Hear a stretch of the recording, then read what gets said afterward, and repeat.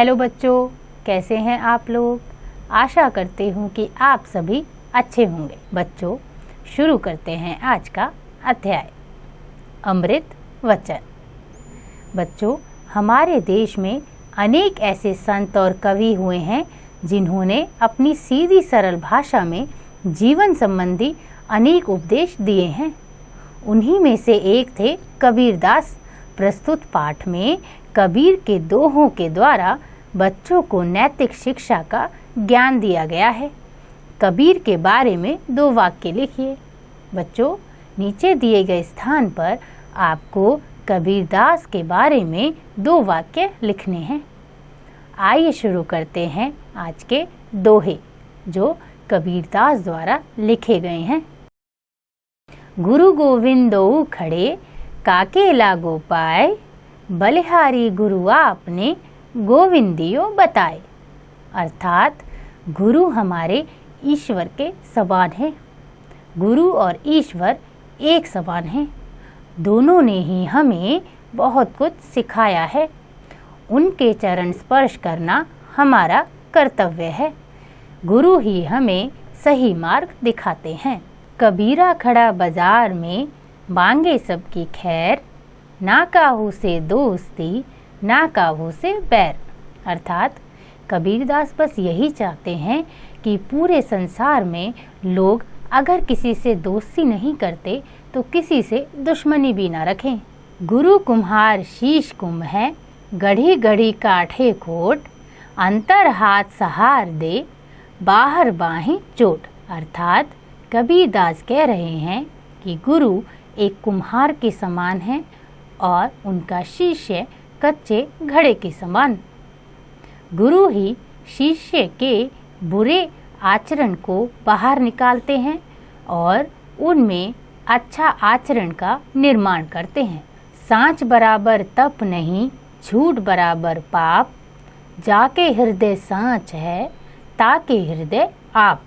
अर्थात कबीरदास जी कह रहे हैं कि सत्य के मार्ग पे चलने से बड़ा कोई मार्ग नहीं और झूठ से बड़ा कोई पाप नहीं।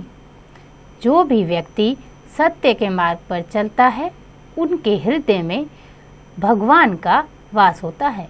बड़ा हुआ तो क्या हुआ, जैसे पेड़ खजूर, पंथी को छाया नहीं, फल लागे अति दूर।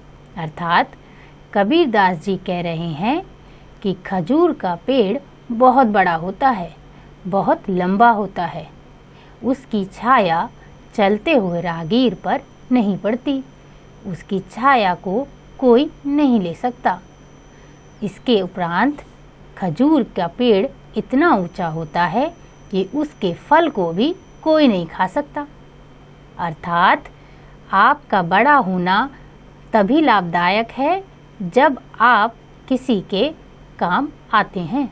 ऐसी बानी बोलिए मन का आपा खोए, औरन को शीतल करे आप ही शीतल होए।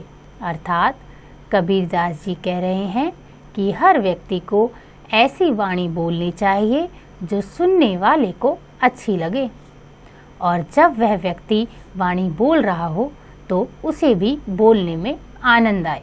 काल करे सो आज कर, आज करे सो अब, पल में परलय होएगी, बहुरी करेगो कब। अर्थात कबीरदास जी कह रहे हैं कि हमें अपना काम कल पर नहीं छोड़ना चाहिए।